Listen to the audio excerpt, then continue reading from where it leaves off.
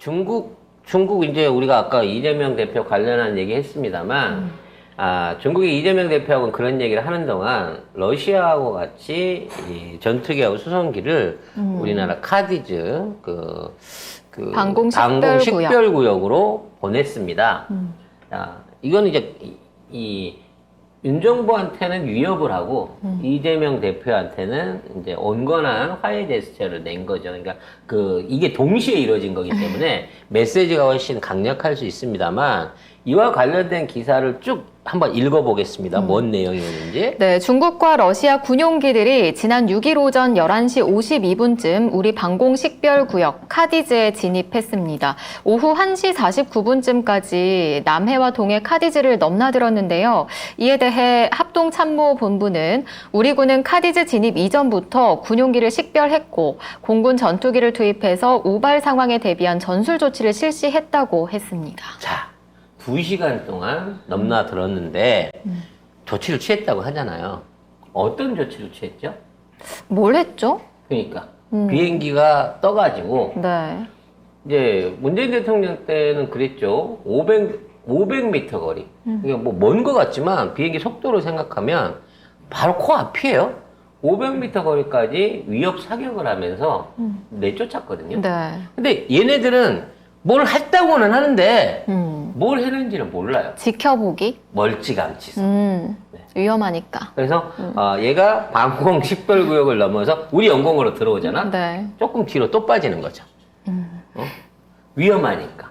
왜냐면 내가 너무 가까이 가면 혹시 공격할 의사가 있다고 생각하실까봐 멀찌감치 떨어진 데서 아마 전개를 하고 있었을 것으로 예상이 됩니다. 저는 이런 상황들이 너무 공포스러운 게 어제도 사실 저녁 늦게 서울 지역에 비가 내렸거든요. 그러면서 천둥 번개가 치는데 저는 순간적으로 누가 미사일을 쐈나? 그 소리를 구분을 못하니? 너무 오랜만에 들어서 폭탄 소리를 못해? 들은 적이 없잖아요. 나는 사이렌 소리가 더 무서워. 요즘 너무 공포스러워요. 그래서 우리 군이 뭐 해줄 수 있는 것도 없고 그렇다고 솔직하게 알려주지도 않잖아요. 얼마 전에 뭐 서울시에서 재난 문자도 오발송 되기도 했고 그러니까 너무 좀 두려움이 커지고 있어요. 결과적으로 국민을 안심시키고 국민이 믿어줄 만큼 우리 안보가 지금 튼튼하게 돌아가고 있지 않다는 얘기예요. 2시간 동안 나가서 작전을 했으면 구체적으로 무슨 비행기가 나갔으면 그리고 제일 중요한 게 뭔지 알아요? 우리나라 비행장에서 출격한 비행기가 2시간 동안 이런 독도 주변에 있는 카디즈 주변 항공에서 머물 수가 없어요. 왕복거리가 비행기가 이제 작전할 수 있는 시간이 15분에서 20분이 안 됩니다, 현재. 대구에서 가든 포항에서 어디서 갔든지 간에 만일 거기 상공에 우리 비행기가 도착했다고 하면 항속 거리상 작전 시간이 15분에서 20분인 거야. 그러면 계속 비행 편대가 날아가고 교대를 해줘야 돼. 얘네들 2시간 동안 그 근역에서 감시를 했다고 하면 그만큼의 군사활동을 했는지 얘기를 못 하잖아요. 맞는 전술적 전개를 했다고 하는데 몇 대가 몇 시간 동안 어떻게 그 안에서 했는지에 대한 내용이 없어, 사실은. 그러니까 얘네들은 2시간 동안 우리나라 영공 근처 안에서 왔다리 갔다리 하면서 어떻게 반응하자라고 본 거야. 그것도 더 의미가 있는 게 뭔 줄 알아요? 러시아와 중국의 군용기들이 합쳐져 갖고 왔다는 거야. 이 얘기는 한국한테 경고가 크잖아. 네. 야, 우리 공동 대응으로 할 거야, 이제. 일본도, 여기 나타나면 일본도 이제 바짝 쫄았을 거거든요. 일본, 한국, 니들 알아서 잘해. 니들 이런 식으로 군사동맹 한다고 지랄하면 중국하고 러시아도 군사동맹 할 거야, 라는 얘기예요, 지금. 그리고 그 와중에 중국은 대만까지 넘어갔다 왔더라고, 또. 중국 군용기가 어제 방공 식별구역에 들어와서 도발을 감행했는데 매체에 따르면 대만 국방부는 어제 오전 5시부터 전투기 등 중국 군용기 37대가 이 방공 식별구역에 진입했다고 발표했습니다. 아니 사실 대만 입장에서는 정말 미쳐버릴 노릇이죠. 원래 원래 그 전술 교리대로 하면 이거는 이제 실질적으로 영공구역으로 들어왔기 때문에 격추를 해야 돼요. 근데 지금 할 수 있는 거는 진해 F-16 있거든요. 대만은 주력기가 F-16인데 F-16 출격시켜갖고 그 앞에서 깔짝거리는 거.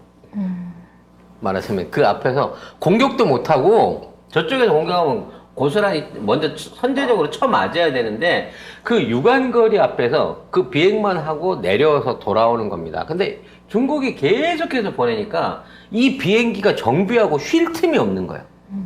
한번 나갔다 올 때마다 재정비를 해야 되는데 거의 매일 출격을 하게끔 얘네들이 이런 식으로 위협을 하고 있다는 얘기죠. 그러니까 중국이 4대 보내잖아요. 그럼 대만도 4대 보내야 되는 거예요. 37대를 보내면 그에 상응하는 그보다 이상되는 편대를 출격을 시켜야 됩니다. 그러면 일단 영공 앞에까지 맞이하고 얼굴 보고 있다가 중국이 돌아가면 저도 돌아오는 거예요. 엄청 스트레스거든. 지금 이제 앞으로 우리나라 영공에서도 이런 짓거리들이 자행될 수 있다는 거예요, 결과적으로. 근데 여기에 대처한 한국의 자세는 모른 척 한다는 거예요. 실질적으로 대응하지 않는다는 거지. 무대응이 대응책이라는 거야. 그럼 쑥 밀고 들어오면 어떡할 건데? 그러니까 지금 이런 방식의 뭐 말로는 선제 타격이 어쩌고 뭐 선제적 대응이 어쩌고 심정적인 핵이 어쩌고 이런 얘기를 하면서 막상 이런 물리적인 이렇게 꾹꾹 찔러 이게 주먹으로 때리면 나는 망치로 복수할 거야 하면서 옆에 갖고 손가락으로 꾹꾹 찌르면 하지마 한 번만 더 하면 가만 안 놔둔다 이 지랄만 하고 있는 거예요 지금. 손가락으로 찔러도 제대로 된 대응을 못하는 시기가 주먹으로 쳐맞은 다음에 내가 훨씬 주먹이 세. 내가 이거 안 휘둘러서 그렇지. 이거 한 방이면 깡냉이 5개 날아간다? 말도 안 되는 소리를 하고 있어 지금. 이미 한 대 쳐맞으면 치명상인데. 안보를 이런 놈들한테 맡겨놓으면 안 됩니다. 이거는 군 당국에 대해서 강력하게 이런 미비한 대응에 대해서 질타를 하고 이걸 문제를 삼아야 되는 거거든요. 근데 뭐 국방차관이라는 놈이 비축물자가 1달치가 필요한 건지 2달치가 필요한 건지도 모르고 얼마가 들어있는지는 모르지만 만족하실 만큼 충족합니다. 충족한 숫자가 얼마냐고 그러는 게 충족이만 알면 됐지 숫자까지 왜 하려고 합니까? 이러고 있는 국방부 차관 놈들과 국장 놈들이 우리 국방부를 맡고 있다는 거예요. 실제 우리나라의 문재인 정부 때부터 이 쌓아왔던 어떤 군사력 그리고 그와 관련된 안보에 관련된 힘들이 이제는 종이짝으로 다 전락해가지고 이게 비상시국에 제대로 한번 연출될 수가 있을까? 그게 가능할까도 의심스러운 차원인 거야. 대가리가 이 모양인데 밑에 있는 애들은 뭔 생각을 하겠냐고.